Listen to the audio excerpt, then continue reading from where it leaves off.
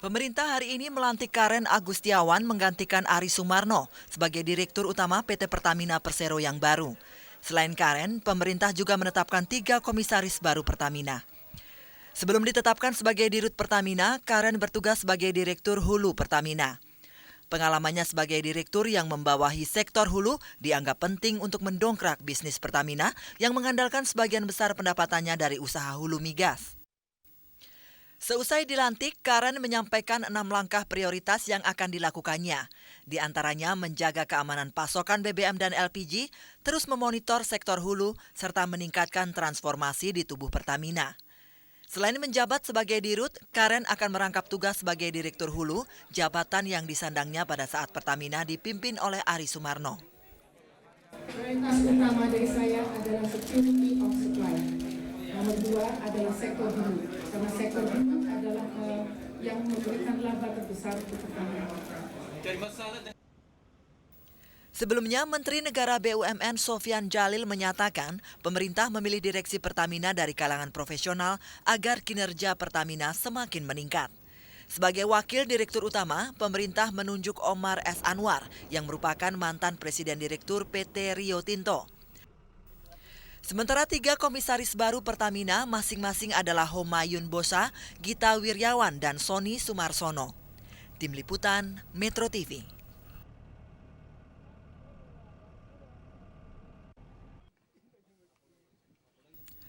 Unjuk rasa anarkis yang berujung meninggalnya Ketua DPRD Sumatera Utara Abdul Aziz Angkat berbuntut pencopotan 2 petinggi kepolisian di Sumatera Utara.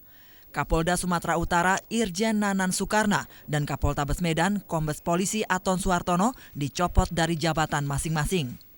Keputusan itu disampaikan Kapolri Jenderal Bambang Hendar Sodanuri usai menghadiri rapat bidang Polhukam di Kantor Kepresidenan Jakarta. Kapolri menyatakan hasil penyelidikan Irjen Pengawasan Umum Mabes Polri menunjukkan terdapat sejumlah kelalaian polisi di lapangan dalam menghadapi aksi unjuk rasa.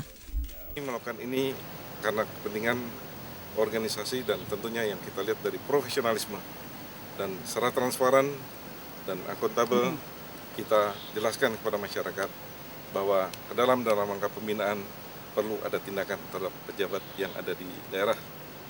Itu kombinasi dalam konkretnya ya tentunya ada tindakan, ada penggantian ya dalam waktu tidak terlalu lama.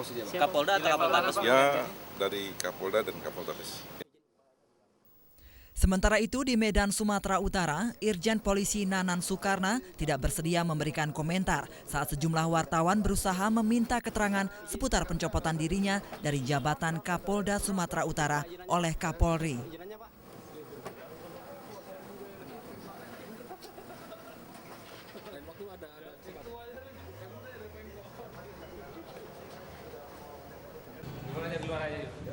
Namun berbeda dengan Kapoltabes Medan Kombes Pol Aton Suartono yang bersedia memberikan keterangan kepada sejumlah wartawan. Kepada wartawan, ia mengaku ikhlas dan menerima keputusan pencopotannya sebagai Kapoltabes Medan. Meski demikian, menurut Aton, ia masih menunggu penetapan pencopotan dari Mabes Polri. Saya sampai dengan saat ini, saya masih berada di lapangan dan mengendalikan situasi. Belum secara resmi saya menyatakan atau dinyatakan saya dicopot. Namun demikian, andai benar pun saya dicopot, ya saya serahkan kepada semuanya kepada Tuhan Yang Maha Kuasa.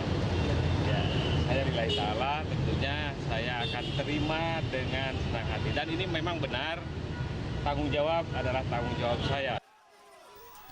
Rencananya Polri masih akan terus menyelidiki lebih lanjut sejauh mana tingkat kesalahan para pemangku jabatan di jajaran Polda Sumatera Utara terkait kasus unjuk rasa anarkis yang menewaskan Ketua DPRD Sumatera Utara Abdul Aziz Angkat. Dari Jakarta dan Medan, Sumatera Utara, Tim Liputan Metro TV. Antara pihak Lapindo Brantas dengan Menteri Pekerjaan Umum, Menteri Sosial dan Kapolri di kantor Departemen Pekerjaan Umum Kebayoran Baru, Jakarta Selatan. Keputusan ini disampaikan pihak Lapindo dengan didampingi Menteri Sosial, Menteri Pekerjaan Umum, dan Kapolri kepada ratusan korban lumpur Lapindo yang memadati kantor Departemen Pekerjaan Umum. Direktur Utama PT Lapindo Brantas Nirwan Bakri mengatakan pembayaran ganti rugi sebesar 15 juta rupiah per bulan akan direalisasikan pada Senin 23 Februari 2009. Lapindo menunjuk BRI untuk proses pencairan ganti rugi. Untuk itu warga yang berhak atas sisa ganti rugi 80% diminta segera membuka rekening di kantor cabang BRI terdekat. Pencairan dana akan diawasi oleh semua pihak termasuk pemerintah. Pada hari ini saya komit dan bersedia memenuhi apa yang diperintah ini adalah memberikan suatu jumlah yang saya sebutkan nanti, di mana pelaksanaannya akan dilakukan melalui bank yang kita tuju, itu Bank Rakyat Indonesia. Kapolri Jenderal Bambang Hendarso Danuri yang hadir dalam pertemuan ini berjanji pihaknya akan memproses secara hukum jika pihak PT Lapindo Brantas kembali ingkar janji. Desember lalu pihak PT Lapindo Brantas berjanji untuk membayar sisa ganti rugi bagi korban lumpur Lapindo dengan cara mengangsur 30 juta rupiah per bulan. Namun janji ini tak sepenuhnya terrealisasi, ganti rugi sebesar 80%. Namun hingga Jumat siang pemerintah menegaskan tidak akan mengucurkan dana talangan bagi PT Lapindo Brantas. Tim Liputan Metro TV.